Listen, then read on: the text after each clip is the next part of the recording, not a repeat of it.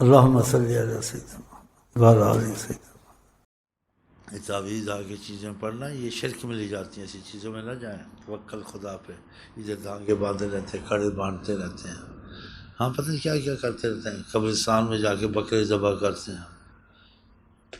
اور پتہ نہیں کیا، ہم ایسا کام نہیں کرتے۔ اور ان سے زیادہ لوگوں کو یہاں فائدہ ہوا، اللہ کی قسم، ان سے زیادہ ان کو فائدہ، ظاہری بات نہیں ہوگا،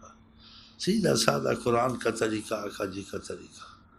جائز چیزیں بھی ہونا کرے، کہیں شرک میں نہ چلا جائے، کسی غلط کام میں نہ چلا جائے، ہاں جائز بھی ہوا کرنے کا، جو ولا استرکون، وہ تعویذ دھاگے نہیں کرتے، یہ چیزیں نہیں کرتے، اللہ پہ توکل کرتے ہیں، تو ان کے اتنے عدد ہوں گے، خدا بغیر حساب جنت میں داخل کرے گا ان کو، یہ بھی آقا جی نے کہا ہے۔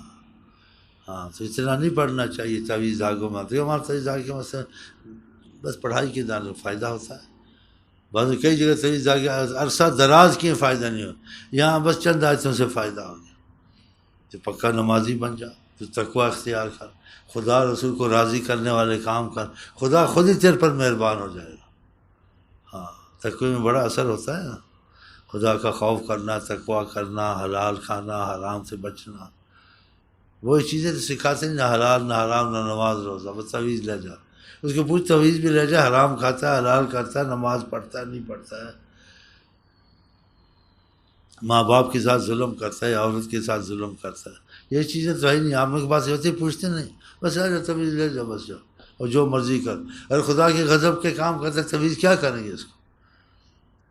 خدا کے ساتھ بھی تو اچھا معاملہ ہونا چاہیے، نبی سے بھی اچھا معاملہ ہونا چاہیے، بس کافی ہے مولانا صاحب۔